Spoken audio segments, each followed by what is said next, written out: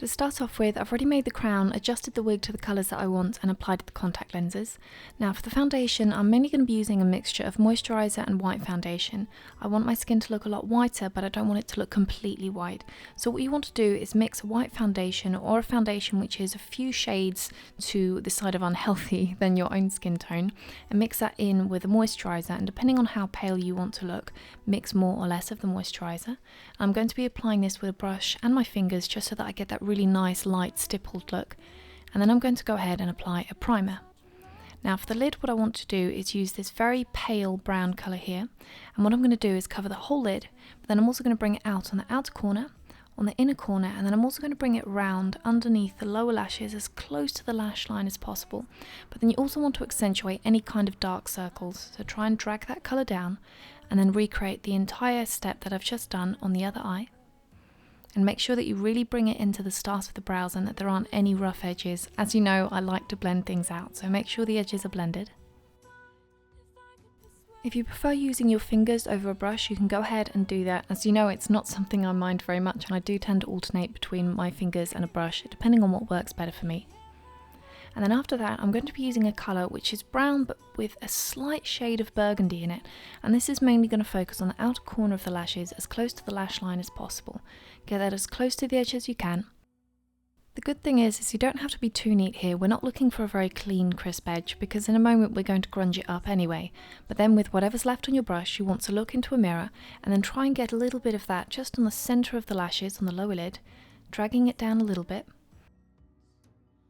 And then I'm going to be using a brush which does look very strange, but it's very good for blending things out, especially close to the lash line. Now I know some people can go ahead and apply eyeliner with this. Personally, I prefer an art brush, but I do like it for smudging out lines or anything that I want to have very nice and blended. Now for the brows, I'm going to be using a mixture of colours. For the moment, I'm going to be using a green concealer, the one that you would normally use to hide redness, but because I want to have green going through the whole look of this, because I'm trying to imitate something which is a wraith or a ghost and it has this heavy element of green, I'm going to be using green on the brows for the moment, before I move on to a pinky red lip liner, and this is going to go down the centre of the lips, especially on the outer corner of the mouth, which you want to blend out. And then going back to the eye, I'm going to be using an art brush, and what you want to do is draw wisps of smoke, primarily on the outer corner of the eye, but then also a little bit in the inner corner. I'm mainly going to be avoiding the centre of the lid though. "'Cause it isn't there. You know that he doesn't even care." And then for the lips, I'm going to be using a black lipstick. If you don't have a black lipstick, you can also use a black eyeliner. It will work just as well. But then on the upper lid, what you want to do is you want to blend out the edges. And then on the upper lip, I'm going to be layering a light metallic green. On the lower lip, we're going to be using a different colour, but that will come later.